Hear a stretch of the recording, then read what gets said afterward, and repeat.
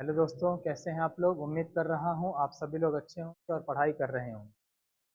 आज हम जिस विषय की चर्चा करने वाले हैं या जिस टॉपिक की चर्चा करने वाले हैं उसके बारे में थोड़ा सा हिंट देता हूं और आप सभी लोग गेस करिएगा, अंदाज़ा लगाइएगा कि वो कौन सा टॉपिक हो सकता है। हम आज डिस्कस करेंगे एक ऐसे साधारण बच्चे के बारे में जो एक महान गुरु से मिलता है, या एक साधारण बच्चा और एक महान गुरु दोनों के मिलने से एक अखिल भारतीय साम्राज्य का निर्माण होता है। एक ऐसा साम्राज्य जिसकी सीमाएं बांग्लादेश से लेकर अफगानिस्तान तक पहुंची। इतना बड़ा साम्राज्य भारत में इससे पहले नहीं हुआ, ये शुरुआत है। और कैसे हुआ? एक साधारण बच्चा मिल गया और एक महान गुरु मिल गया। इन दोनों के मिलने से इतना बड़ा साम्राज्य बनता है। जो भी पढ़ने वाले गंभीर अभ्यर्थी होंगे या सीरियस कैंडिडेट्स होंगे, वो अभी तक इस बात पर पहुंच चुके होंगे कि हम कौन सा टॉपिक डिस्कस करने वाले हैं। इसके अलावा जो गंभीर होंगे लेकिन अभी तक पढ़े नहीं होंगे, वो अब जुड़ना चाहेंगे कि हम कौन सा टॉपिक ऐसा पढ़ने वाले हैं।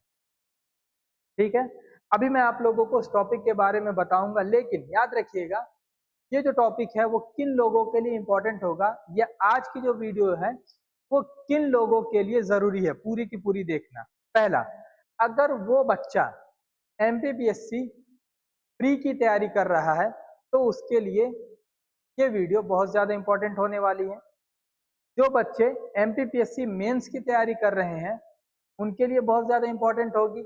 इसके अलावा जो वनडे एग्जाम दे रहे हैं, चाहे वो एसएससी हो, रेलवे हो, बैंकिंग हो, पुलिस हो, डिफेंस हो, या ऐसा कोई भी नॉन टेक्निकल गवर्नमेंट एग्जाम हो जिसमें अगर इतिहास से क्वेश्चन आते होंगे, तो ये टॉपिक बहुत ही ज़्यादा इम्पोर्टेंट बन जाता है। अब ज़्यादा आप लोगों का समय न खराब करते हुए मैं उस टॉपिक के बारे में बता रहा हूँ। हम पढ़ने वाले हैं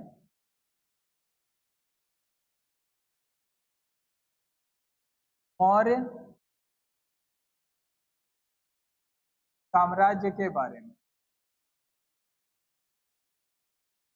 जब हम मौर्य साम्राज्य को पढ़ रहे हैं तो याद रखिएगा और मुझ पर भरोसा रखिएगा, ये टॉपिक हम इस तरह से कंप्लीट करेंगे कि जो भी फैक्ट्स होते हैं वो भी कवर हो जाएंगे और जो कंसेप्ट्स होते हैं वो भी कवर हो जाएंगे। और चाहे एमपीपीएससी प्री मेंस देने वाले हो या और भी एक दिवसीय एग्जाम हो, परीक्षाएं हो, वनडे एग्जाम्स हो, वो भी कवर हो जाएंगे। ठीक है, चलिए शुरू करते हैं। तो सबसे पहले हम मौर्य साम्राज्य में क्या क्या चीजें पढ़ेंगे, ये आज की वीडियो में हम क्या पढ़ने वाले। ठीक, आज की वीडियो में हम पढ़ेंगे पहला पॉइंट, मौर्य वंश के साधारण तथ्यों को। साधारण इसलिए क्योंकि बहुत बार पूछा जाता है और बहुत आसान होता है।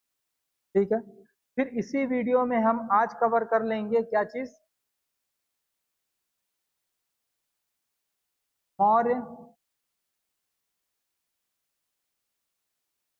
शासकों के कालक्रम को।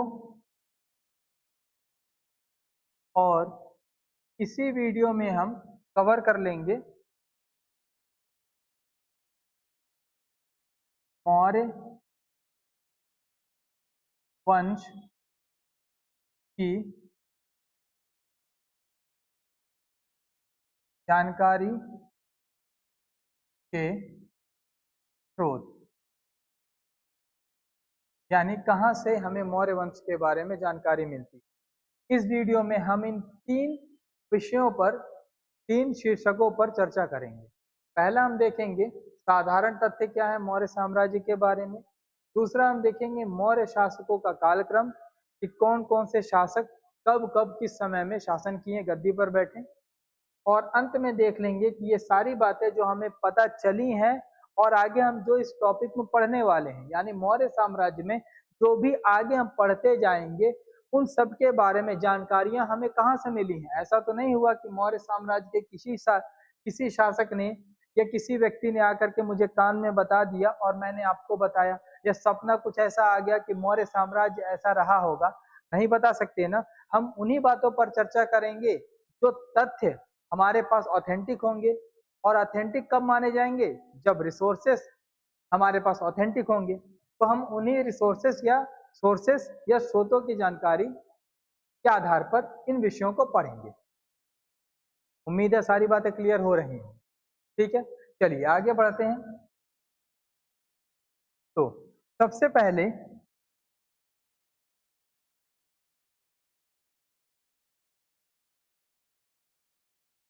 जो मौर्य साम्राज्य है उसके साधारण फैक्ट्स देख रहे हैं, साधारण तथ्य देख रहे हैं। और उसमें पहला तथ्य क्या था? एग्जाम में क्वेश्चन पूछा जाएगा कि मौर्य वंश का संस्थापक कौन है, या इसी को थोड़ा सा घुमा करके पूछ सकता है कि मौर्य वंश का प्रथम शासक कौन। ठीक है। दूसरा साधारण तथ्य इसमें पूछा जा सकता है कि मौर्य वंश का अंतिम शासक कौन। तीसरा साधारण प्रश्न इसमें पूछा जा सकता है, मौर्य साम्राज्य की राजधानी क्या थी। और इसके अलावा अंतिम साधारण फैक्ट ये पूछ सकता है कि मौर्य वंश का राज चिन्ह क्या था। ये कुछ साधारण क्वेश्चन है जो एग्जामिनर हमसे थोड़ा बहुत कभी कभार पूछ सकता है अगर किस्मत सही रही। ठीक है, तो देखिएगा, अगर पूछा जाए कि मौर्य वंश का संस्थापक या प्रथम शासक कौन है, तो उम्मीद है सभी लोगों को लगभग पता होगा। कमेंट कर दीजिए लिखने से पहले ही, वीडियो को रोक करके। मैं बाकी लिख रहा हूँ। मौर्य वंश का संस्थापक कहलाता है चंद्रगुप्त मौर्य। इन्हें कहा जाता है कि मौर्य वंश के संस्थापक हैं और प्रथम शासक तो होंगे ही अगर संस्थापक हैं तो। अंतिम शासक अगर पूछा जाए तो आप कह सकते हैं बृहद्रथ। ये मौर्य वंश का अंतिम शासक गुजरा है। पूछा जाए मौर्य वंश की राजधानी कहाँ थी, तो मौर्य वंश की राजधानी पाटलिपुत्र थी। और लास्ट क्वेश्चन पूछा जा सकता है कि मौर्य वंश का जो राज चिन्ह है वो क्या था, तो मौर्य वंश का राज चिन्ह था मयूर या मोर। ये इनका राज चिन्ह था। अब जो मोर है इनका राज चिन्ह था, ये किसने बताया है, तो ये भी याद रख लीजिएगा। ये बताया है क्रून बेडेल ने। एक व्यक्ति है जिनका नाम है क्रून बेडेल। ये खोज करते हैं एक स्तंभ की। एक स्तंभ की खोज की है ये। उस स्तंभ का नाम था लौरिया नंदगढ़ स्तंभ। कहाँ पर है ये? बिहार में है। ठीक है, तो ग्रून बेडेल नामक व्यक्ति हैं। ये एक स्तंभ या कहीं कहीं पर मिलता अभिलेख, ठीक है, कि खोज करते हैं कहाँ पर? लौरिया नंदगढ़ में। लौरिया नंदगढ़ बिहार में है। और इस स्तंभ पर ये क्या देखते हैं? कुछ आकृतियां देखते हैं। उस आकृति में से एक आकृति ये देखते हैं जो कि मोर की थी। तो उन्होंने बताया कि ये जो आकृति है वो मोर की है, और ये जो मोर है कहीं ना कहीं मौर्यों का राज चिन्ह है। ये बताने वाले व्यक्ति जो हैं वो ग्रून बेडल साहब थे। इन्होंने ये बताया कि जो मोर है वो मौर्यों का राज चिन्ह रहा। ठीक है, साधारण फैक्ट्स हैं, साधारण तथ्य हैं, लेकिन थोड़ा बहुत इम्पोर्टेंट है।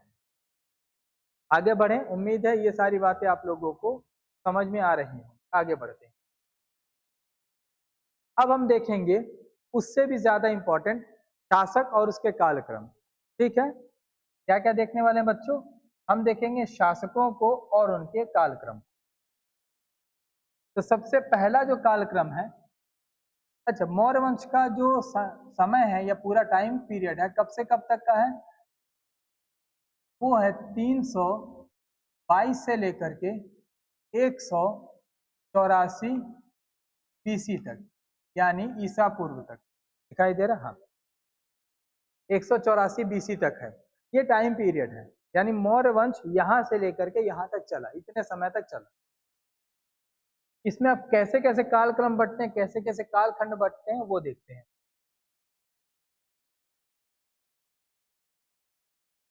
देखिएगा, सबसे पहले टाइम पीरियड आता है 322। 322 से लेकर के ये टाइम पीरियड आगे बढ़ता है कहाँ तक? 298 तक। 298 के बाद ये टाइम पीरियड बढ़ता है और कहाँ तक पहुंचता है? ये पहुंचता है 273 तक। 273 के बाद ये टाइम पीरियड आगे बढ़ता है, कहाँ तक बढ़ेगा ये? 236 तक। सारी बातों को एकदम ध्यान से देखते जाइएगा, ठीक है? क्या बता रहे हैं? सबसे पहले मौर्य वंश का कालक्रम शुरू होता है 322 से। 322 से कालक्रम पहला चलता है 298 तक। दूसरा कालक्रम शुरू होगा 298 से लेकर के 273 तक। इसके बाद कालक्रम जो शुरू हुआ वो चला 273 से लेकर के 236 तक। फिर आगे बढ़ेंगे तो ये कालक्रम बढ़ेगा आपका 236 से लेकर के 224 तक, ठीक है? 224 के बाद ये टाइम पीरियड बढ़ेगा कहाँ तक? 215 तक। 215 के बाद ये टाइम पीरियड पहुंचेगा कहाँ पर? 202 तक। 202 के बाद ये टाइम पीरियड पहुंचेगा 195 तक। 195 के बाद ये टाइम पीरियड पहुंचेगा 187 तक। और 187 के बाद ये टाइम पीरियड पहुंच जाएगा अपने अंतिम पड़ाव में, यानी 184 तक, ठीक है? 184 तक। तो क्या क्या देख लिए हम? 322 से लेकर के 298, 298 से लेकर के 273, 273 से लेकर के 236, ठीक है? 236 से लेकर के ये टाइम पीरियड आ गया 224, ठीक है? 224 के बाद ये टाइम पीरियड आ गया 215। 215 के बाद ये टाइम पीरियड आ गया 202।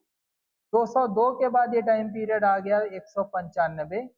195 के बाद ये टाइम पीरियड आ गया 187। और 187 के बाद ये टाइम पीरियड आ गया 184। ये पूरा का पूरा कालक्रम है। कितना लंबा कालक्रम चलेगा? 322 से लेकर के 322 से लेकर के 184 तक, 184 तक।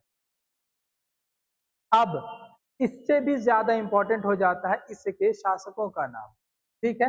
अब कौन कौन से काल में कौन कौन से शासक रहे हैं ये भी आपको जानना बहुत ज्यादा जरूरी है और याद करना पड़ेगा, ठीक है? तो सबसे पहले 322 से लेकर के 322 से लेकर के 298 तक शासक कौन रहा है? ऑब्वियस सी बात है, अभी आप लोगों को बताया, चंद्रगुप्त मौर्य। ये शासक रहे हैं 322 से लेकर के 298 तक, ये शासक रहे। 298 से लेकर के 273 तक शासक रहे हैं इनके पुत्र बिंदुसार। बिंबिसार नहीं, याद रखिएगा, बिंदुसार। ये शासक रहे कब तक? 298 से 273 तक। इसके बाद 273 से लेकर के 236 तक शासक रहे हैं अशोक, महान सम्राट अशोक, ये शासक रहे। ठीक है, 236 से लेकर के 224 तक शासक रहे दशरथ। ठीक है, दशरथ 236 से 224 तक। 224 से 215 तक शासक कौन रहा? संप्रति। इन सबके नाम के अंत में मौर्य जुड़ा हुआ है तो जोड़ लीजिएगा अगर आप लोग नोट्स बना रहे हो। अगर क्या सीरियस अभ्यर्थी हैं तो नोट्स बना रहे होंगे साथ में। ठीक है, ये कब से कब तक है शासक? 224 से 215 तक। 215 से 202 तक कौन शासक है? चालीशुक। कौन शासक है बच्चों?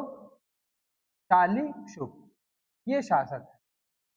202 से लेकर के 195 तक कौन शासक है?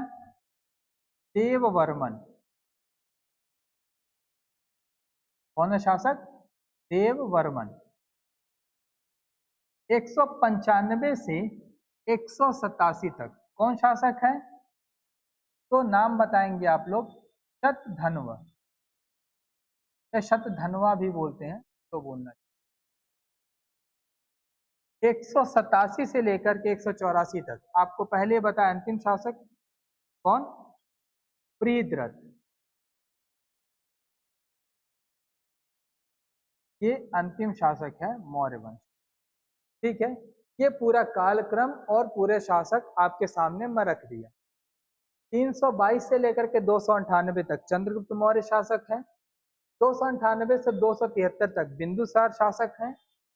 273 से 236 तक अशोक शासक है।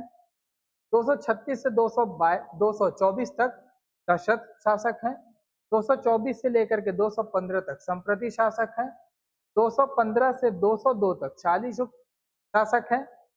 202 से 195 तक देववर्मन शासक है। 195 से 187 तक शतधन्व शासक है और 187 से लेकर के 184 तक प्रियद्रथ शासक है। ठीक है, नंबरिंग अगर कंफ्यूजन हो रहा होगा ऐसा देखने में तो नंबरिंग कर दे रहा हूं, याद कर लीजिएगा। पहला शासक, दूसरा शासक, तीसरा शासक, चौथा शासक, पांचवा शासक, छठवां शासक, सातवां शासक, आठवां शासक और नौवां शासक। ये शासक गुजरे हैं मौर्य वंश में। ठीक है, उम्मीद कर रहा हूं अच्छे से समझ में आई होंगी चीजें। देखिएगा, अगर भागने वाले हो तब तो रोक नहीं सकते क्योंकि जाने वालों को रोका नहीं जा सकता। इतना देख करके डर रहे हो तो ये मान लेना कि तुम्हारे काम की पढ़ाई नहीं है, क्योंकि पढ़ना तो पड़ेगा, रटना तो पड़ेगा और उसे दिमाग में रखना भी होगा और ये प्रक्रिया निरंतर दोहरानी पड़ेगी जब तक फाइनली आप अपना गोल अचीव नहीं कर लेते। ठीक है, बहरहाल आगे बढ़ते हैं। ठीक है, चलिए अब क्या हेडिंग बनेगी हमारी? जो हमारा तीसरा पॉइंट था, मैं आप लोगों को बताया था कि हम आज के इस वीडियो में 3 चीजों पर चर्चा करेंगे। पहला, मौर्य वंश के साधारण तथ्यों को देखेंगे, हमने देख लिया। दूसरा, मैंने बताया कि इसमें देखेंगे हम मौर्य वंश के जो शासक हैं उनको और उनके कालक्रम को, जो कि हमने देख लिया। अब हम देखने वाले हैं मौर्य वंश की जानकारी के स्रोत, यानी कहाँ कहाँ से हमें कौन कौन सी जानकारियां मौर्य वंश के बारे में मिलती हैं। एकदम ध्यान से देखिएगा, पूरी वीडियो को देखिएगा, बहुत ज्यादा फायदा होगा आपको और यहाँ से आपके एग्जाम में 1-2 क्वेश्चन देखने को मिलते ही हैं। ठीक है, चलिए तो अब हमारी हेडिंग बनती है मौर्य वंश की जानकारी के स्रोत, मौर्य वंश की जानकारी के स्रोत। तो याद रखिएगा, मौर्य वंश की जानकारी के लिए हमारे पास दो प्रकार के स्रोत हैं। पहला है साहित्यिक स्रोत। पहला कौन सा बच्चों? साहित्यिक स्रोत, यानी बुक्स वगैरह। बहुत सारी किताबें हैं, बहुत सारी पुस्तकें हैं, बहुत सारे ग्रंथ हैं जिनसे हमें मौर्य वंश के बारे में जानकारी मिलती है। दूसरा स्रोत कौन सा है? पूरा तात्विक स्रोत। कौन सा बेटा? पूरा तात्विक स्रोत, यानी उस समय के पत्थर मिले या स्तंभ वगैरह मिले, ताम्रपत्र मिला, शिलालेख मिले, इन सारी चीजों से भी इस काल की जानकारी मिलती है। जोड़ना चाहें तो एक और चीज जोड़ सकते हैं, विदेशियों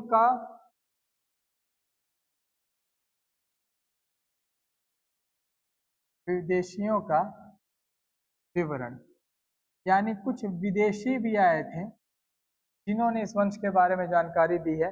हालांकि इसका अलग से टॉपिक ही है, वो भी हम देखेंगे, ठीक है। तो मौर्य वंश के काल जो है या मौर्य वंश के बारे में जो जानकारियां हैं वो हमें इन तीन प्रकार के स्रोतों से मिलती है। हम इनकी चर्चा करेंगे और इनकी चर्चा करेंगे, ठीक है। चलो आगे बढ़ते हैं। तो पहला हम देख रहे हैं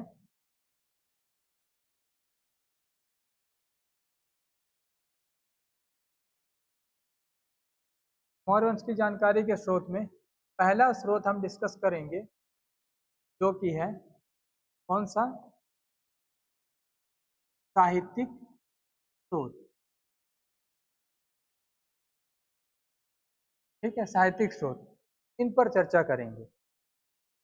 कौन कौन सी किताबें हैं, कौन कौन सी पुस्तकें हैं, उन्हें साहित्य कहा गया है और उनका जिक्र, ठीक है। तो पहली किताब है हमारे पास, पहली किताब है मुद्रा राक्षस।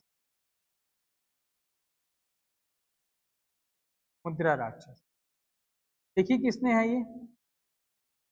ये पुस्तक लिखी है विशाख दत्त ने। लिखिए बेटा, बोलते जाइएगा, विशाख दत्त ने, ठीक है। अब देखिएगा मुद्रा राक्षस में विशाख दत्त साहब क्या कहते हैं मौर्यों के बारे में। तो ये कहते हैं विशाख दत्त मुद्रा राक्षस में, पहली बात,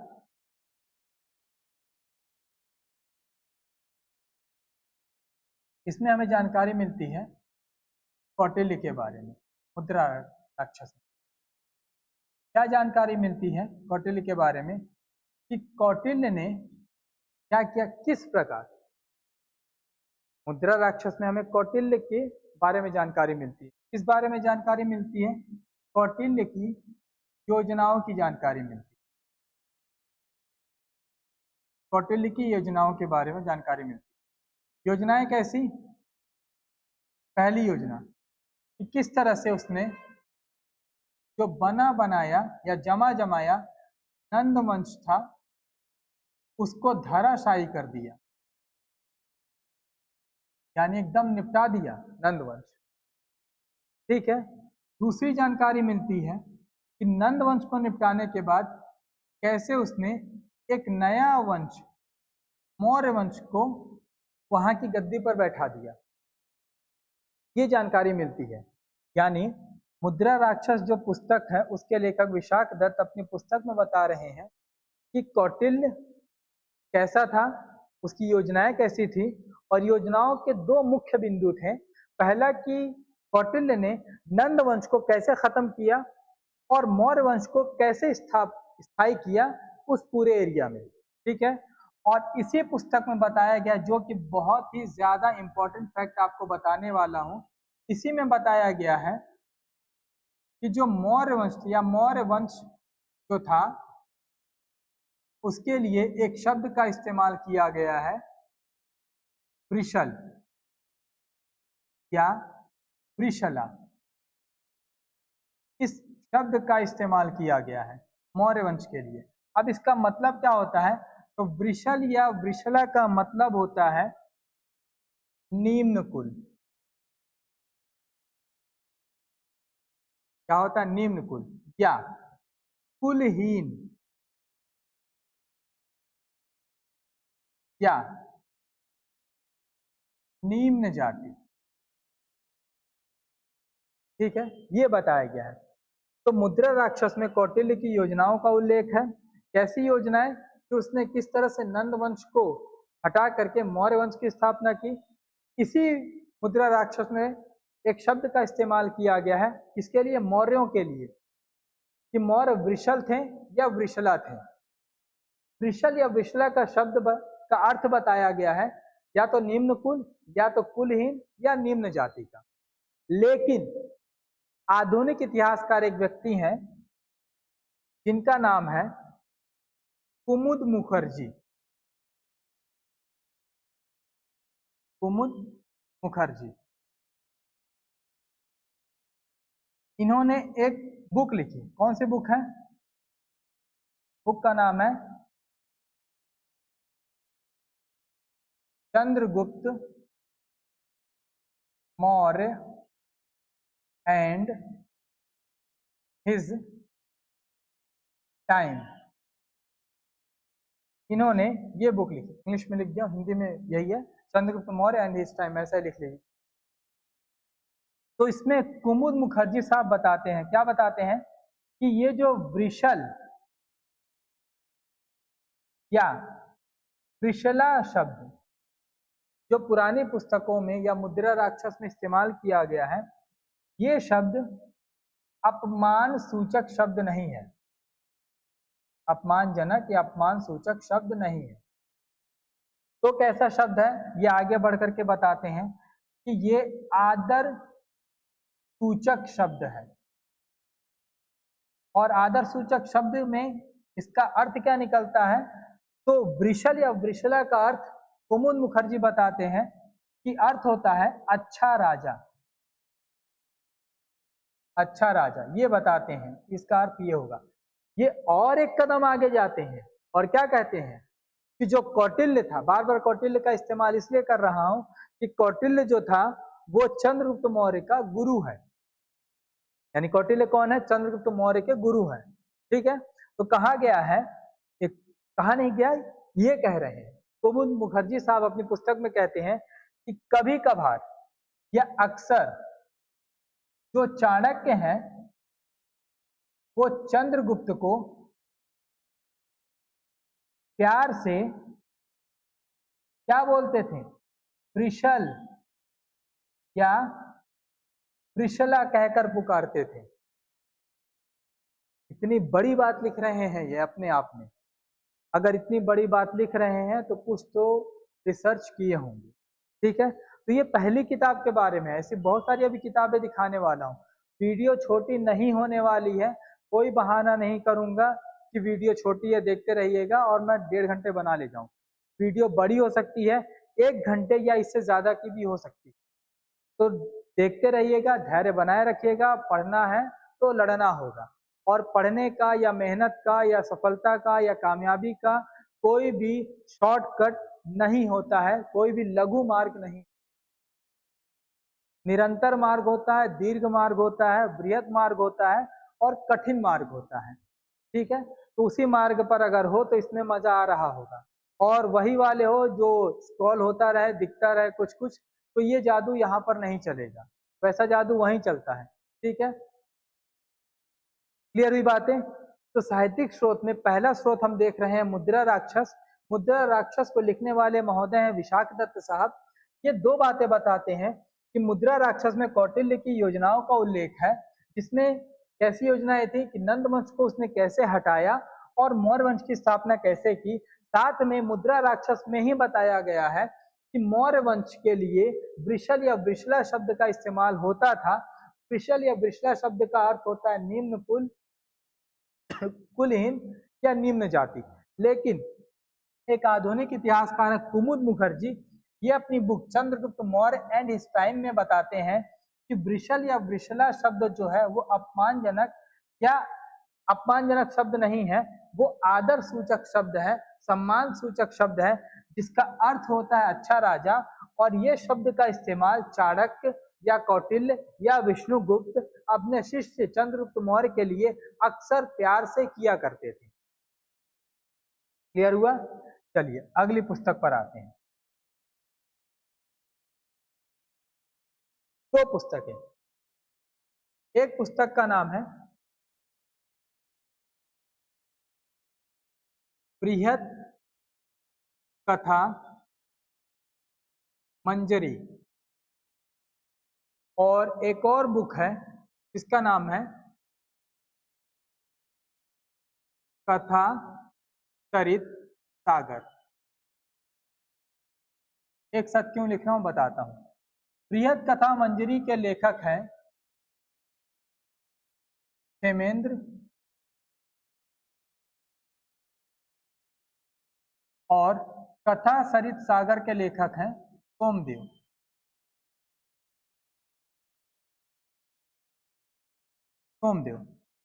तो बृहत कथा मंजरी या कथा सरित सागर, इन दोनों किताबों में, दोनों पुस्तकों में एक ही बात लिखी गई है, क्या? मौर्यों के लिए, मौर्य नहीं बोलेंगे, यहाँ पर मेंशन किया गया है चंद्रगुप्त मौर्य। यानी इन दोनों किताबों में चंद्रगुप्त मौर्य के लिए एक शब्द का इस्तेमाल किया गया है, और वही पुराना शब्द है वृषल या वृषला।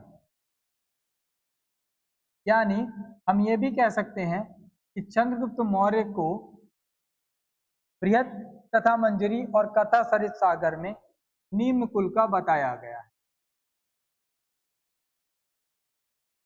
निम्न कुल का बताया गया है। चाहे ये बात हो चाहे ये बात हो, एक सा मानेंगे।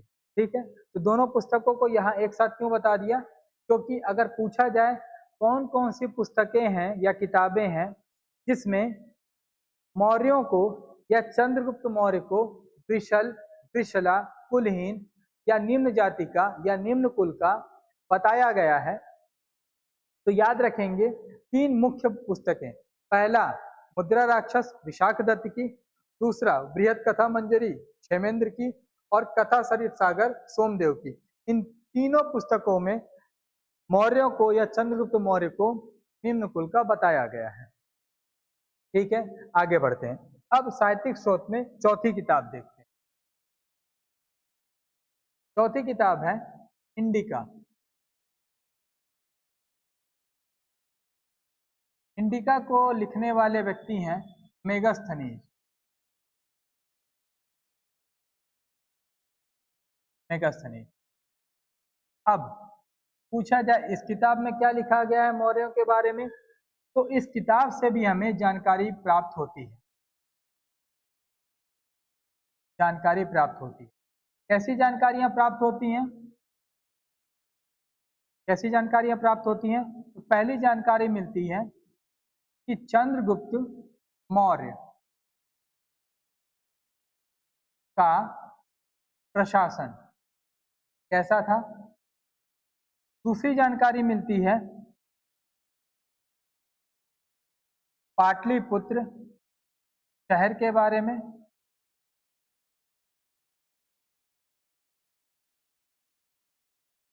जानकारी मिलती है पाटलिपुत्र शहर के बारे में।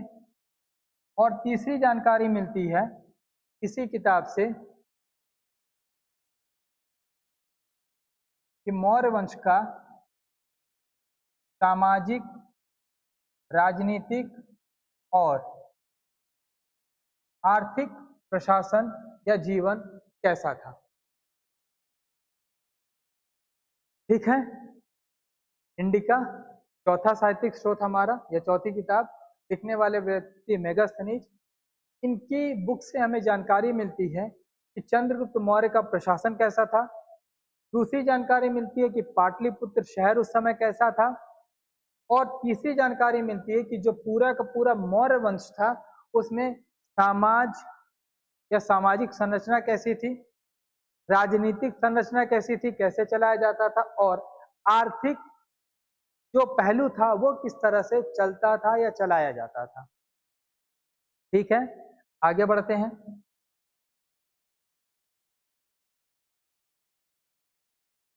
तो 5 पुस्तकें हमने देख ली, 5 या 4।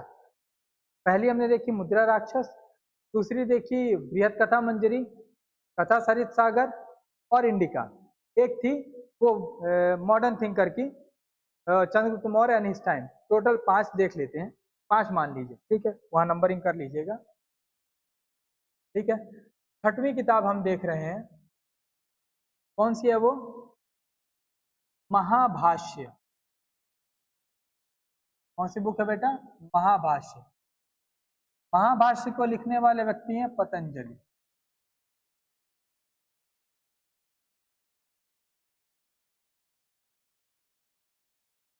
ठीक है,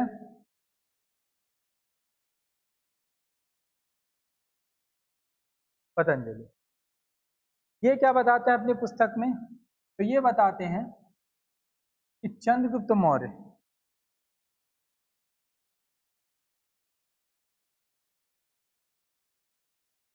चंद्रगुप्त मौर्य की राजसभा कैसी थी।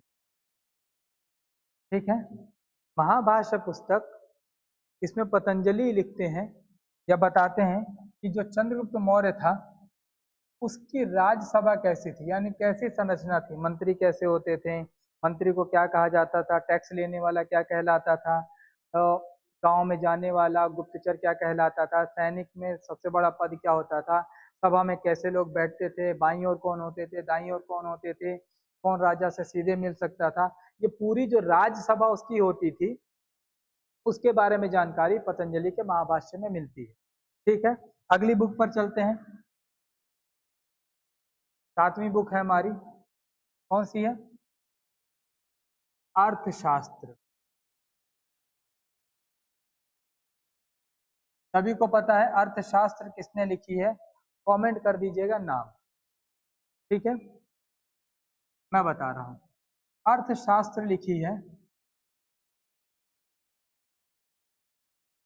कौटिल्य ने, या इसे ही आप चाणक्य कह रहे हैं, या एक और नाम आप इसी का जान रहे हैं, विष्णुगुप्त। ठीक है, उपाधियां भी हैं, सारी चीजें यहीं बता दूंगा तो बचेगा क्या। बहुत बेहतरीन व्यक्ति हैं कि नीतियां पढ़ी जाती हैं, पढ़ेंगे इनके बारे में। ये जो पूरा मौर्य साम्राज्य बन रहा है ना, इस अकेले व्यक्ति ने खड़ा किया है, ये कहना बिल्कुल भी नाइंसाफी नहीं होगी। कैसे एक व्यक्ति अपने अपमान का बदला, यानी अपने अपमान को ये किस तरह से युद्ध में परिवर्तित करता है, और उस एक अपमान की कीमत पूरा का पूरा साम्राज्य उखड़ जाने को लेकर के किया जाता है। यानी वो जो अपमान हुआ था, उस अपमान के बदले इस व्यक्ति ने एक बना बनाया, जमा जमाया जटिल साम्राज्य उजाड़ करके फेंक दिया, और एक छोटे से व्यक्ति को जो कभी सोच भी नहीं सकता था कि किसी कबीले का मुखिया भी बनेगा, उस व्यक्ति को भारत के सबसे बड़े साम्राज्य में स्थान दे दिया और शासक बना दिया। ऐसे व्यक्ति की बात हो रही, पढ़ेंगे, डिटेल में पढ़ेंगे। ठीक है, तो कौटिल्य ने लिखी है अर्थशास्त्र, और अर्थशास्त्र पर लिखी गई है टीका। टीका का नाम क्या है? प्रतिपदा पंचिका। अब बोलोगे सर जी ये टीका क्या है?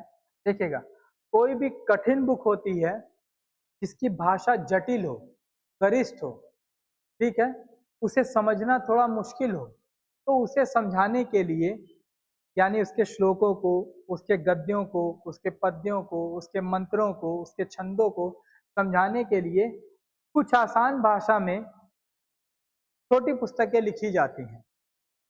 उन पुस्तकों को टीका कहा जाता था। तो कौटिल्य का अर्थशास्त्र इसको समझाने के लिए उससे थोड़ी सी सरल बात लिखी गई जिस बुक में, उसे कहा गया प्रतिपदा पंचिका। और लिखने वाले व्यक्ति कौन है? लिखने वाले व्यक्ति हैं भट्ट स्वामी। भट्ट स्वामी, इन्होंने ये टीका लिखी, ठीक है। और इसमें भी मौर्य वंश के बारे में जानकारी मिलती है। अब कौटिल्य ही मौर्य साम्राज्य की स्थापना करवा रहे हैं, कर नहीं रहे, करवा रहे हैं, तो वो तो पूरी बातें ही लिखे होंगे, ठीक है। तो बहुत सारी बातें लिखी, पूरा का पूरा साम्राज्य के बारे में इन्होंने बता दिया है। आगे अगली बुक पुराण, और पुराणों पर भी लिखी गई है टीका। और वो टीका लिखी किसने है? टीका लिखने वाले व्यक्ति हैं श्रीधर स्वामी। और इसकी आसान बातों में, यानी पुराणों की आसान बातों को समझाने के लिए टीका लिखी गई। लिखने वाले व्यक्ति हैं श्रीधर स्वामी। पुराणों में एक बात लिखी गई है, क्या? मौर्यों के लिए एक शब्द इस्तेमाल किया गया है।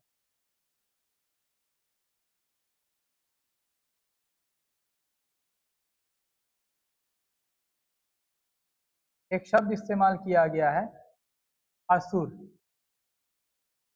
पूछा जाए असुर मौर्यों को कहाँ कहा गया है, तो पुराणों में कहा गया है, ठीक है। तो ये 8वीं पुस्तक हो गई। इतनी बातें अभी तक क्लियर है? चलिए आगे बढ़ते हैं।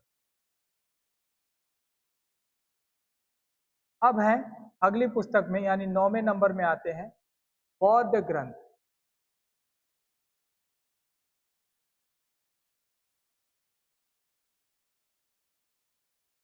तो अब 9वें नंबर में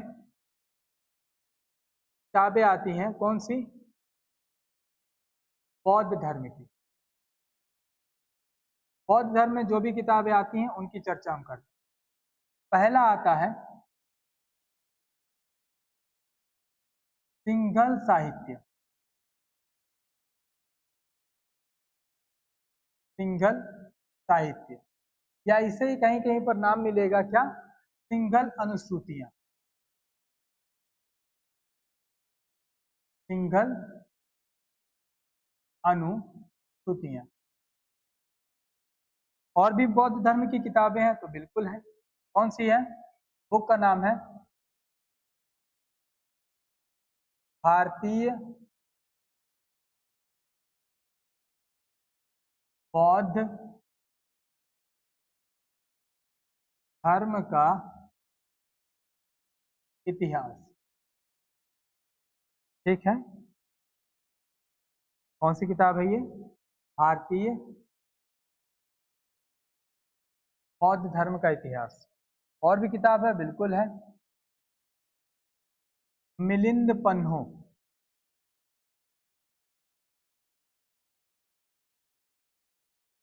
और भी किताब है, बिल्कुल है। कौन सी है? जातक। और भी किताबें हैं, बिल्कुल है।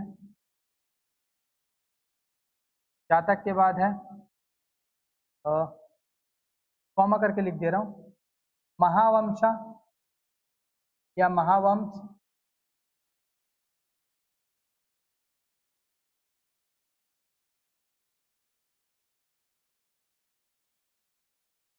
महावंश।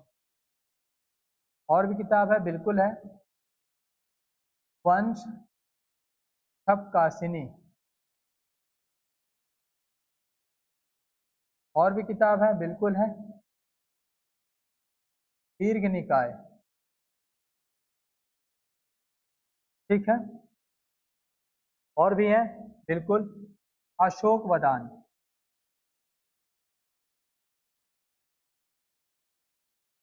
और भी किताब है, हाँ है, यहाँ लिख लेते हैं कॉमा करके, दिव्यावदान। देख रहे हो, बौद्ध धर्म की इतनी सारी किताबों में मौर्य वंश के बारे में बताया गया है। पहली किताब है सिंघल साहित्य या सिंघल अनुश्रुति। अब सिंघल अनुश्रुतियां क्या है, याद रखिएगा, उत्तर भारत में बहुत सारी भाषाएं चलती हैं, उन सभी भाषाओं का मिश्रण इन साहित्यों में मिलता है, और जिन साहित्यों में ऐसा संगम मिल जाए उसे सिंगल साहित्य कहते हैं। तो इसमें भी मौर्य वंश के बारे में जानकारी मिलती है। अगली बुक है, यानी इसे नंबरिंग करें 1 2 3 4 5 6 7 8 9, उधर 8 देखे तो और इधर पूरा का पूरा 9 देख लिया। ठीक है। भारतीय बौद्ध धर्म का इतिहास, इसे लिखने वाले व्यक्ति हैं लामा तारानाथ। लामा तारानाथ ये कहाँ के इतिहासकार हैं? तिब्बत के, तिब्बती इतिहासकार हैं ये लामा तारानाथ। इनके बारे में कहा जाता है कि सर्वाधिक मिथकीय वृत्तांत, शब्द थोड़े भारी हो रहे हैं, इन्होंने ही किया है मौर्य वंश का। सर्वाधिक यानी सबसे ज्यादा, मिथकीय यानी झूठा, नाटकीय, ठीक है, और वृत्तांत का मतलब वर्णन, यानी मौर्य वंश का बढ़ा चढ़ा करके जो वर्णन है वो लामा तारानाथ ने किया है। इसमें भारतीय बौद्ध धर्म का इतिहास में इनकी पुस्तक है। फिर मिलिंद पन्नू, इसे लिखने वाले व्यक्ति हैं नागसेन। ये बौद्ध भिक्षु हैं नागसेन। इन्होंने भी मौर्य वंश के बारे में जानकारी दी है अपनी बुक मिलिंद पन्नू में। और कौन सी इंपॉर्टेंट बुक इसमें ले सकते हैं? दिव्यावदान। ठीक है, दिव्यावदान को बहुत ज्यादा इंपॉर्टेंट समझिएगा, ज्यादा इंपॉर्टेंस इसे दीजिएगा। क्यों ऐसा कह रहा हूं? कारण है, ठीक है, इसे बहुत ज्यादा इंपॉर्टेंट आप समझेंगे। क्यों? क्योंकि इस बुक में बताया गया है दो लोगों के बारे में। एक व्यक्ति है बिंदुसार और साथ में दूसरे व्यक्ति है अशोक। इन दोनों को क्षत्रिय बताया गया है। क्या बताया गया है? क्षत्रिय। अभी तक कहीं नहीं बताया गया है। जितनी भी किताबें आप देखें, चाहे मुद्रा राक्षस हो, बृहत कथा मंजरी हो, कथा सरित सागर हो, इंडिका हो, या कुमुद मुखर्जी की पुस्तक हो, या फिर महाभाष्य हो, या कौटिल्य का अर्थशास्त्र हो, या प्रतिपदा पंचिका हो, या फिर पुराण हो, या इससे पहले की सारी सिंगल साहित्य हो, या बौद्ध धर्म का इतिहास हो, मिलिंदपन हो, जातक हो, महावंशा हो, वंश सबकाशिनी हो, दीर्घ निकाय हो, अशोक वदान हो, किसी में भी ऐसा नहीं बताया गया है। यहाँ पर जाकर के बताया जाता है बिंदुसार और अशोक क्षत्रिय थे। इससे पहले वृषल, वृषला, निम्न कुल, शूद्र, निम्न जाति, ये सब बताया गया है। दिव्यावदान में खुल करके कहा जाता है कि जो अशोक हैं और बिंदुसार हैं वो क्षत्रिय थे। अब अशोक और बिंदुसार क्षत्रिय हैं तो उनके पहले के वंशज भी क्षत्रिय होंगे, यानी चंद्रगुप्त मौर्य भी क्षत्रिय हैं। और अगर चंद्रगुप्त मौर्य क्षत्रिय है तो जो उनका वंश है यानी मौर्य वंश वो भी तो क्षत्रिय होगा। ठीक है, क्रोनोलॉजी है। ठीक है, क्रोनोलॉजी को अगर अच्छे से नहीं समझोगे तो कोरोना बन जाएगा, और कोरोना नुकसान पहुंचाता है। ठीक है, अब आपको डिसाइड करना है इस चीज को, इतनी जानकारियों को, इस पढ़ाई को कोरोना बनाना या क्रोनोलॉजी बनाना। ठीक है, चलिए। ठीक है, तो ये था बौद्ध ग्रंथ या बौद्ध धर्म में जो भी पुस्तकें थी उसके बारे में। फिर आगे बढ़ते हैं।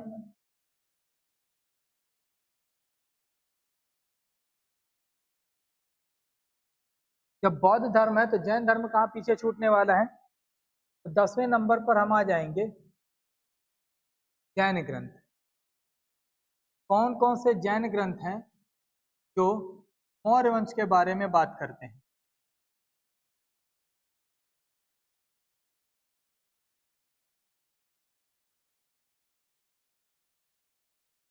तो बुक का नाम याद रखिए,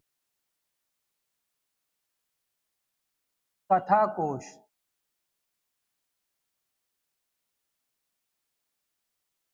बृहत कथा कोश।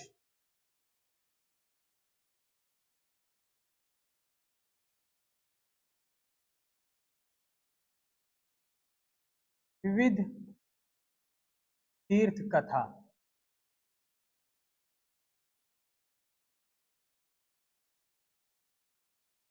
भगवती सूत्र।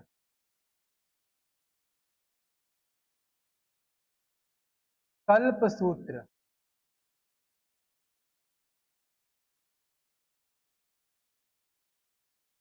परिशिष्ट पर्वन, इतनी जैन धर्म की पुस्तकें हैं जिसमें मौर्य वंश के बारे में बताया गया है। कथा कोश। अब मुख्य वाले पर जिक्र करते हैं। एग्जाम में नाम पूछ देता है कि जैन ग्रंथ की कौन सी पुस्तकें हैं, तो आपको नाम पता होना चाहिए, और जो इम्पोर्टेंट है, जो इनसे ज्यादा इंपॉर्टेंट है उसके लेखक याद कर लेंगे, तो उससे ज्यादा इंपॉर्टेंट होगा तो उसके अंदर क्या लिखा गया एग्जैक्ट लाइन भी याद कर लेंगे। लेवल बढ़ता जाएगा तो हमारी मेहनत और हमारे कंटेंट बढ़ते जाएंगे। कथा कोश में मौर्य वंश के बारे में जानकारी मिलती है। बृहद कथा कोश, ठीक है, इसे लिखने वाले व्यक्ति कौन है? इसे लिखा है आचार्य हरिसेन कह लीजिए या हरिशेन। इन्होंने बृहद कथा कोश लिखी है और इसमें मौर्य वंश के बारे में जानकारी देते हैं, ठीक है। फिर विविध तीर्थ कथा, इसमें भी जानकारी मिलती है। भगवती सूत्र में भी जानकारी मिलती है। फिर आता है कल्प सूत्र। कल्प सूत्र लिखने वाले व्यक्ति कौन है? उनका नाम है भद्रबाहु। भद्रबाहु ने लिखी कल्प सूत्र, और ये भी मौर्य वंश के बारे में जानकारियां देते हैं। अंतिम पुस्तक है हमारी जैन धर्म की परिशिष्ट पर्वन। परिशिष्ट पर्वन लिखने वाले व्यक्ति हैं हेमचंद्र। कौन है? हेमचंद्र, ठीक है। यानी जो अंतिम पुस्तक है जैन धर्म में यहाँ पर परिशिष्ट पर्वन, उसको लिखने वाले व्यक्ति हैं हेमचंद्र। और ये क्या लिखते हैं मौर्यों के बारे में? पहले तो ये याद रखिएगा कि मौर्यों के बारे में जानकारी, मौर्यों के बारे में जानकारी के लिए ये बहुत ही सत्यापित स्रोत माना जाता है जैन धर्म, ठीक है। और इसमें भी व्याख्या की गई है चंद्रगुप्त मौर्य की, ठीक है। याद रखिएगा, ये बहुत ज्यादा इंपॉर्टेंट पॉइंट है। इसके बारे में बात की गई है चंद्रगुप्त मौर्य की, और इस पुस्तक में बताया गया है कि जो चंद्रगुप्त मौर्य थे वो मयूर पालक थे या मोर पालक थे, ठीक है। किसी में वृषल बताया गया है, किसी में क्षत्रिय बताया गया है, किसी में मोर पालक बताया गया है। तो जहां पर चंद्रगुप्त मौर्य को मोर पालक बताया गया है, यानी मोर को पालने वाला बताया गया है, वो बुक है परिशिष्ट पर्वन। कहाँ की है? जैन धर्म की है। लिखने वाले व्यक्ति हेमचंद्र हैं और बहुत ही सत्यापित माना जाता है इसे, ठीक है। तो इतनी बातें आपको क्लियर है। चलिए आगे बढ़ते हैं। अब चलते हैं तो संगम कालीन साहित्य, यानी अगला कौन सा नंबर होगा आपका? ठीक, 11वां नंबर, ठीक है। 11वें नंबर में हम देखेंगे संगम कालीन साहित्य। संगम कालीन साहित्य। और संगम कालीन साहित्य, संगम काल का मतलब है 300 BC से लेकर के 300 AD तक का टाइम पीरियड, ठीक है। ईस्वी से लेकर के ईसा पूर्व से लेकर के ईस्वी तक का टाइम पीरियड। और इसमें बहुत सारे वंश आते हैं, जैसे चेर, चोल, पांड्य, ये सारे वंशों को मिला करके संगम काल कहा जाता है। संगम काल में जो साहित्य लिखे गए उन्हें संगम कालीन साहित्य कहा जाता है। और उन साहित्यों में दो बहुत ज्यादा महत्वपूर्ण साहित्य हैं। पहला है अहनारूर और दूसरा है परनार। कौन कौन सी बुक हो गई? एक अहनारूर हो गई और दूसरी परनार। अहनारूर को लिखने वाले व्यक्ति हैं मामूलनार। मामूलनार ये लिखते हैं, और परनार को लिखने वाले व्यक्ति हैं कपिलर, ठीक है। ये दो संगम कालीन साहित्य हैं। अहनारूर में क्या बताया गया है? तो इसमें मौर्य वंश के साथ साथ जो नंद वंश है उसकी भी जानकारी मिलती है, यानी इसमें दो वंशों की जानकारी मिलेगी, नंद और मौर्य। वहीं परनार में केवल और केवल मौर्य वंश की जानकारी मिलती है, ठीक है। क्या कुछ और एक्स्ट्रा बुक्स बच गई? हाँ, बच जाती हैं। जैसे एक बुक है कादम्बरी, ठीक है। कादम्बरी के बाद और कौन सी बुक हो सकती है? हाँ, दशा कुमार चरितम, ठीक है। कादम्बरी किसने लिखी है? यह लिखी है बाण भट्ट ने।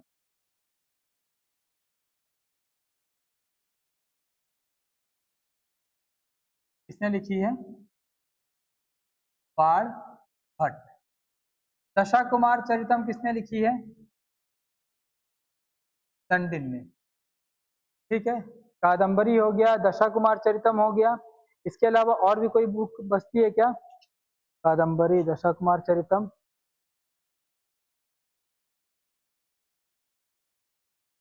ठीक है। चलिए, तो अब ये पूरा आपका हो गया साहित्य के बारे में, ठीक है। जैसा मैंने बताया था कि मौर्य साम्राज्य में हम क्या देखेंगे? सबसे पहले साधारण तथ्यों को देखेंगे। तो साधारण तथ्य ये रहे आपके, संस्थापक और प्रथम शासक कौन है? चंद्रगुप्त मौर्य। अंतिम शासक बृहद्रथ था।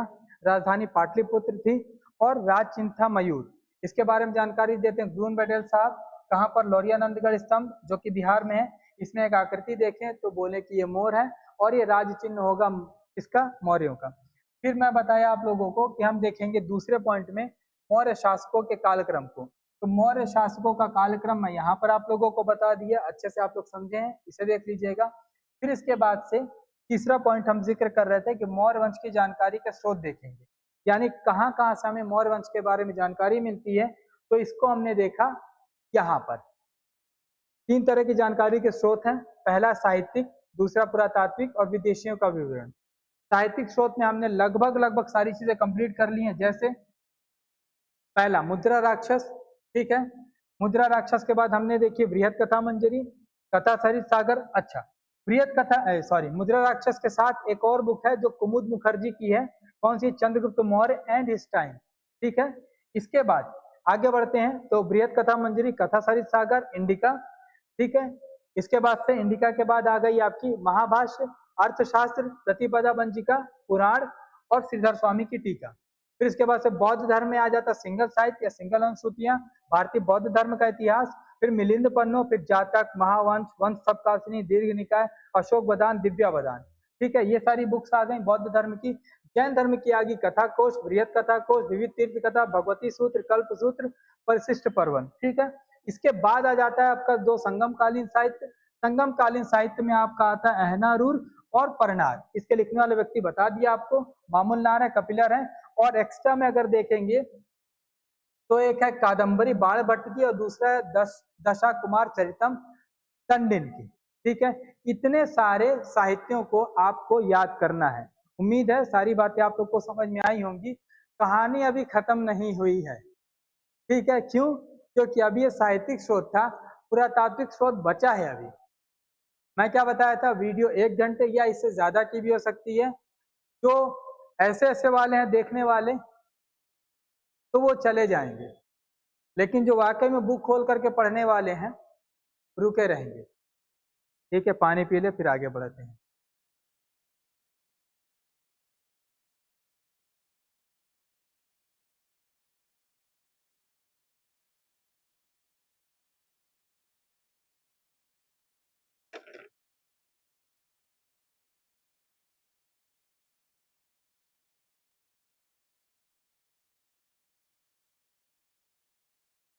ठीक, अब आखिरी पड़ाव पे हम आ चुके हैं इस वीडियो के, इसमें हम देखेंगे मौर्य वंश की जानकारी के लिए, मौर्य वंश की जानकारी के लिए पुरातात्विक स्रोत, पुरातात्विक स्रोत। ज्यादा देर नहीं, अब 10 से 15 मिनट और ये टॉपिक खत्म हो जाए। और ये ऐसा खत्म हो रहा है कि अब आपको इससे बाहर कुछ भी नहीं पढ़ना पड़ेगा, ठीक है। पुरातात्विक स्रोत में आपको याद रखना है कुछ चीजों को। पहली चीज,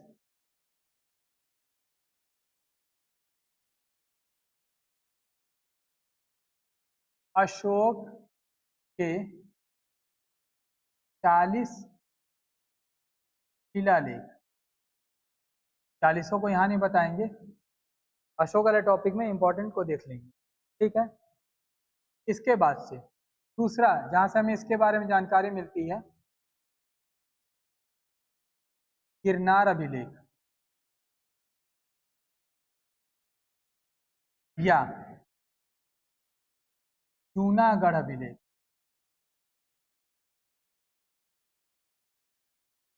ठीक है, फिर हम देखेंगे गिरनार अभिलेख, जूनागढ़ अभिलेख, और इसी में हम देखेंगे खारवेल का हाथी गुम्फा अभिलेख, खारवेल का हाथी गुम्फा अभिलेख। फिर इसी के बाद हम देखेंगे प्रियदर्शी अभिलेख। ठीक है, इतने जगह है तो अब इतना ही देखते हैं। सबसे पहले अशोक के 40 शिलालेख या अभिलेख एंड में देखेंगे अशोक के टॉपिक में। फिर आता है हमारा गिरनार अभिलेख या जूनागढ़ अभिलेख, यहीं से हमारी बातें शुरू होती हैं। गिरनार अभिलेख या जूनागढ़ अभिलेख कहाँ पर स्थित है? गुजरात में। गुजरात में गिरनार पर्वत श्रेणी है, तो इसीलिए इसे गिरनार अभिलेख कहा जाता है। जूनागढ़ एरिया में स्थित है तो जूनागढ़ अभिलेख भी कहा जाता है। तो यानी आपको तीनों नामों से पूछा जा सकता है, चाहे तो गुजरात अभिलेख से नाम से पूछ ले, या गिरनार अभिलेख के नाम से पूछ ले, या जूनागढ़ अभिलेख के नाम से पूछ ले। ठीक है, तो इस अभिलेख में भी मौर्य काल की जानकारी मिलती है। कौन सी भाषा में है ये? तो सबसे पहले याद रखेंगे संस्कृत भाषा में है।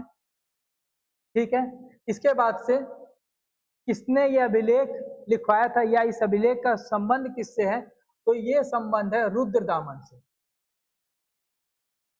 ठीक है, रुद्रदामन कौन है? शक शासक है। ठीक है, शक मतलब डाउट करने वाला नहीं, शक मतलब वंश था, उस वंश का ये शासक है रुद्रदामन। उसने ये अभिलेख या इससे जुड़ा हुआ अभिलेख है। ठीक है, तो इसको रुद्रदामन का अभिलेख भी कहा जाता है। ठीक है, शक शासक है ये। अगर प्रांत पूछ लिया जाए कि कौन से प्रांत में यह अभिलेख स्थित है, तो प्रांत बता देंगे सौराष्ट्र। कारणवश इसे सौराष्ट्र अभिलेख भी कहा जाता है। अब एक अभिलेख के आपको 5 नाम मिल गए, चाहे तो उसे गिरनार अभिलेख कह लीजिए, चाहे तो जूनागढ़ अभिलेख कह लीजिए, चाहे तो गुजरात अभिलेख कह लीजिए, चाहे तो रुद्रदामन का अभिलेख कह लीजिए। ठीक है, या इसे सौराष्ट्र अभिलेख भी कह लीजिए। इतने सारे नाम आपको मिल गए। अब इसमें जानकारी क्या मिलती है? तो इसमें जानकारी मिलती है एक साथ 2 लोगों की, इसकी दादा की और पोते की। यानी दादा बोला जाए तो चंद्रगुप्त की और पोता बोला जाए तो अशोक की। यानी ये ऐसा अभिलेख है जहां पर इन दोनों का जिक्र या दोनों की जानकारी एक जगह मिलती है, और वो कौन सा अभिलेख है? गिरनार अभिलेख। ठीक है, फिर आता है आपका खारवेल का हाथी गुम्फा अभिलेख। अब खारवेल कौन है? ये कलिंग का राजा, कलिंग का शासक है ये खारवेल। ठीक है, और उससे जो अभिलेख जुड़ा हुआ है वो हाथी गुम्फा अभिलेख। ठीक है, कहां पर स्थित है ये? कहां पर स्थित है? भुवनेश्वर। भुवनेश्वर कहां पर? उड़ीसा, उड़ीसा। ठीक है, पहाड़ी पूछा जाए तो उदयगिरी पहाड़ी, उदयगिरी पहाड़ी यहाँ पर स्थित है खारवेल का हाथी गुम्फा अभिलेख। इसमें भी मौर्यों के बारे में जानकारियां मिलती हैं। ठीक है, क्यों नहीं मिलेंगी भाई? कलिंग नरेश है और कलिंग का युद्ध अशोक लड़ेगा, तो जानकारी तो मिलेगी ही। ठीक है, फिर है हमारा प्रियदर्शी अभिलेख, और प्रियदर्शी अभिलेख में एक बहुत इंपॉर्टेंट जानकारी मिलेगी। किसके बारे में? अशोक के बारे में। याद रखिएगा, अशोक ने बहुत सारी उपाधियां ली थी। उस उपाधि में 2 मुख्य उपाधियां हैं, एक है देव नाम प्रिय और दूसरी उपाधि है प्रियदर्शी। पूछा जाए अशोक के या अशोक की जो 2 उपाधियां हैं, देव नाम प्रिय और प्रियदर्शी, इसका उल्लेख कहां पर मिलता है?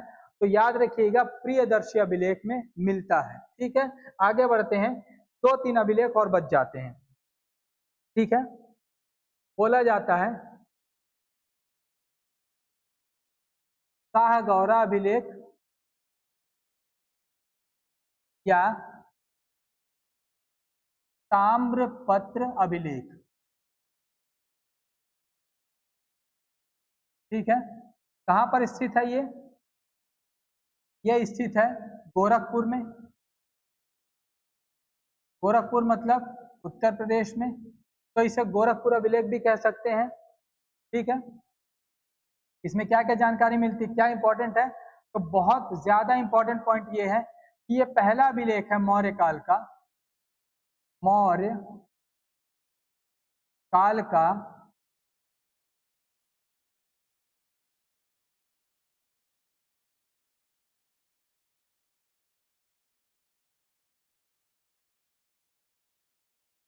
सर्वप्रथम अभिलेख है।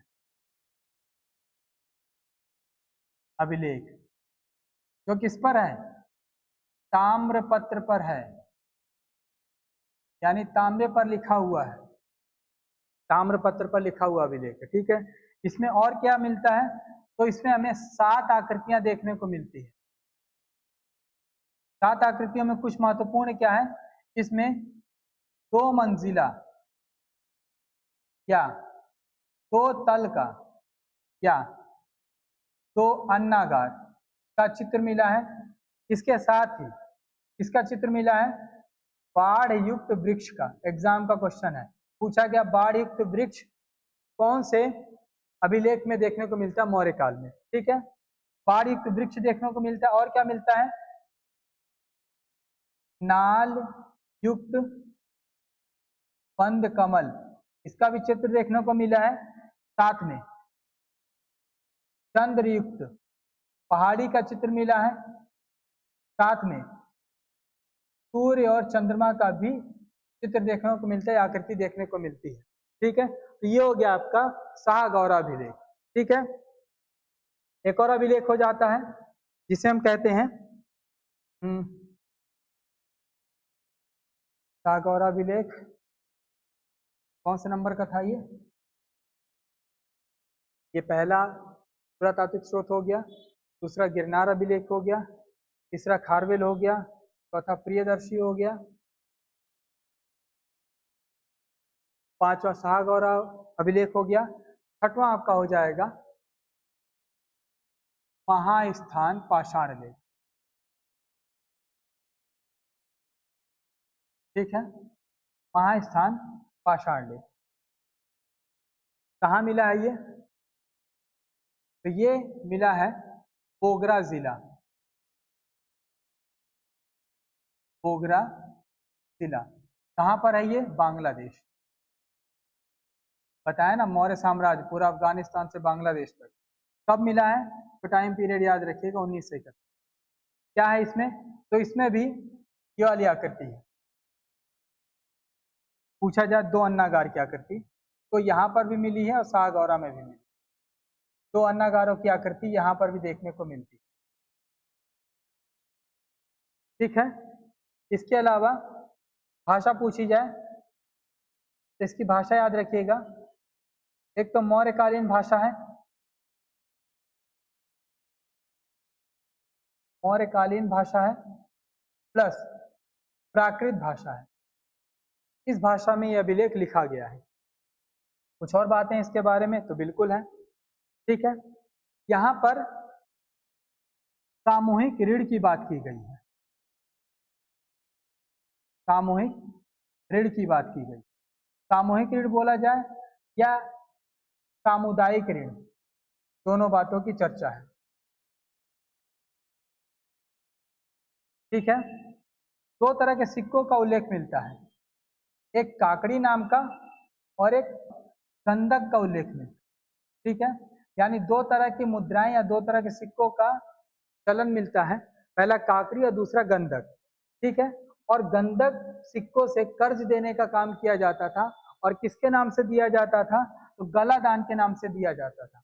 और ये जो पूरा सामुदायिक ऋण है वो किन्हें दिया जाता था, तो शब्द याद रखिएगा, समवंशीय लोगों को, यानी एक ही वंश के लोग कुछ ग्रुप बना लेते थे और उसमें कर्ज का लेन देन होता था। ठीक है, तो कर्ज के लेन देन के लिए गंधक का इस्तेमाल किया जाता था और जिसके नाम से दिया जाता था वो होता था कलादान व्यक्ति। ठीक है, एक और अभिलेख आपका बच जाता है। ठीक है, कौन से नंबर का हो जाएगा ये? छठवां, हाँ 7वां नंबर का। 7वें नंबर में आ जाता है आपका दशरथ का नागार्जुनी गुहा लेख। इन सारी जगहों पर मौर्य वंश के बारे में जानकारी मिलती है। ठीक है, उम्मीद है सारी बातें आपको समझ में आ रही होंगी। ठीक है, तो सारी बातों को अच्छे से देख लीजिएगा। ठीक है, एक और बुक यहीं पर मेंशन करा देता हूँ, याद आ गई तो। राज तरंगिणी, किसकी है ये? कल्हड़ की। ठीक है, तो अब आपका ये टॉपिक पूरा का पूरा कंप्लीट हो गया। ठीक है, पूरा का पूरा जो टॉपिक है आपका वो कंप्लीट हो जाता है।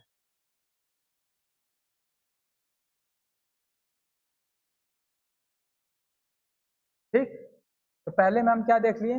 मौर्य साम्राज्य के बारे में, बस रिकॉल है, इसके बाद से आपकी वीडियो कंप्लीट होती है। तो पहला हमने देखा मौर्य साम्राज्य के बारे में, जिसमें हम बात किए कि हम 3 चीजों की बात करेंगे। पहला साधारण तथ्य, दूसरा मौर्य शासकों का कालक्रम और मौर्य वंश की जानकारी के स्रोत क्या क्या है। ठीक है, फिर इसके बाद हम देख लिए मौर्य वंश के साधारण तथ्यों को, जिसमें हमने संस्थापक और प्रथम शासक देखा चंद्रगुप्त मौर्य को, अंतिम शासक देखा बृहद्रथ को, राजधानी देखी पाटलिपुत्र में और राज चिन्ह देखा हमने मयूर या मोर। ये पूरी बात बताई किसने? ग्रूनबेडेल ने। स्तंभ है लोरियानंदगढ़ स्तंभ बिहार में, और उन्होंने ये बताया कि ये जो आकृति है मोर की है और मोर जो उस समय राज्य चिन्ह था मौर्यों का। फिर हम आगे बढ़े तो हमने देखा मौर्य काल का टाइम पीरियड गुजरा 322 से 184 बीसी तक। कालक्रम हमने देखा 322 से 298 से 273 से 236 से 224 से 215 से 202 से 195 187 184। शासक थे चंद्रगुप्त मौर्य, बिंदुसार, अशोक, दशरथ, संप्रति, शालीशुक, देववर्मन, शतधनवा, बृहद्रथ। ये सारे शासक थे जिस जिस कालक्रम में थे। फिर हम देखें मौर्य वंश की जानकारी के स्रोत, जिसमें हमने 3 तरह के स्रोतों की बात की। पहला साहित्यिक स्रोत, दूसरा पुरातात्विक स्रोत और तीसरा विदेशियों का विवरण।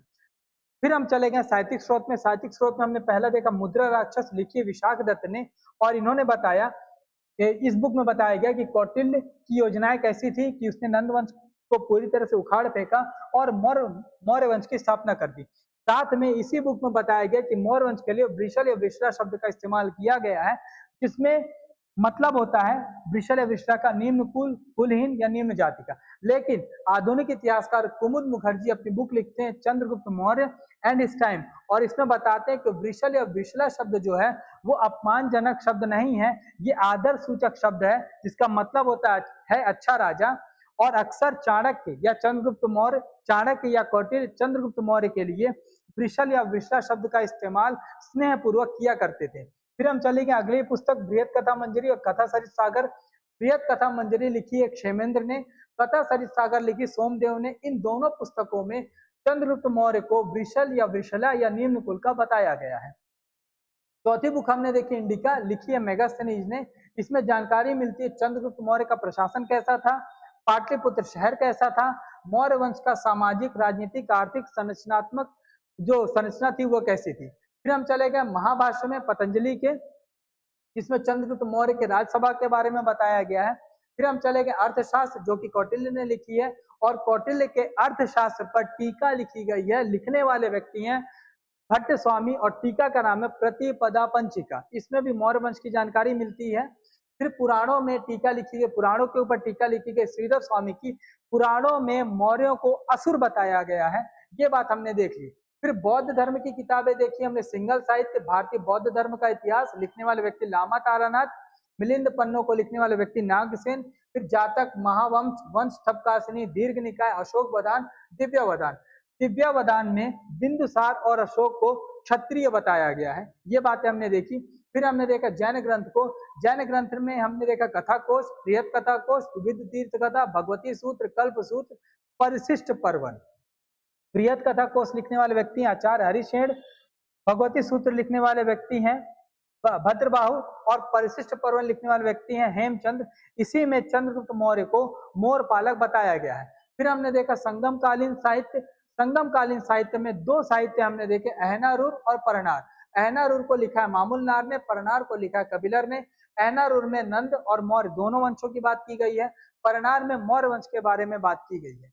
फिर हमने एक्स्ट्रा में देखा कादम्बरी, दशक कुमार चरित और राज तरंगिणी। कादम्बरी लिखी बाणभट्ट ने, दशा कुमार चरितम लिखी दंडिन ने और राज तरंगिणी लिखी कल्लड़ ने। ये सारे साहित्यिक स्रोत थे। फिर हम आगे बढ़े तो हमने देखा पुरातात्विक स्रोत। पुरातात्विक स्रोत में हमने देखा अशोक के 40 शिलालेख, फिर गिरनार अभिलेख या जूनागढ़ अभिलेख या गुजरात अभिलेख या रुद्रदामन का अभिलेख या सौराष्ट्र अभिलेख। इसमें दादा और पोते का जिक्र मिलता है, यानी चंद्रगुप्त मौर्य और अशोक का वर्णन मिलता है। फिर हमने देखा खारवेल का हाथी गुम्फा अभिलेख, जो कि कलिंग शासक द्वारा या उससे संबंधित है, भुवनेश्वर में है, यानी उड़ीसा में उदयगिरी की पहाड़ियों में है।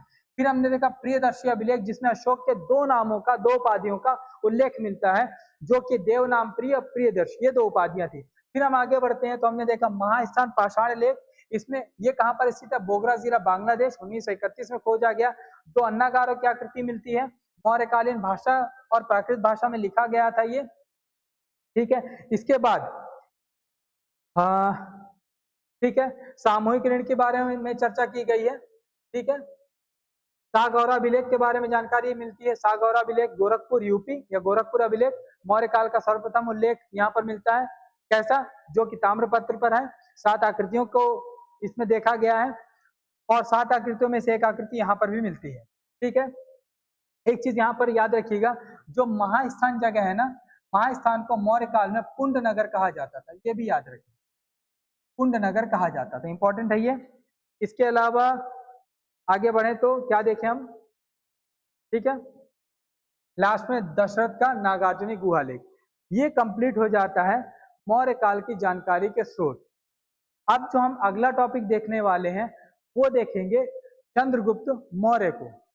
वीडियो को ज्यादा से ज्यादा जरूरतमंदों तक शेयर करिएगा। जरूरतमंद का मतलब ये नहीं कि पैसे वैसे वालों को, मतलब जो पढ़ रहे होंगे उन्हें भेजिएगा और थोड़ा सा कोशिश करिएगा हमें सपोर्ट करने की, ठीक है।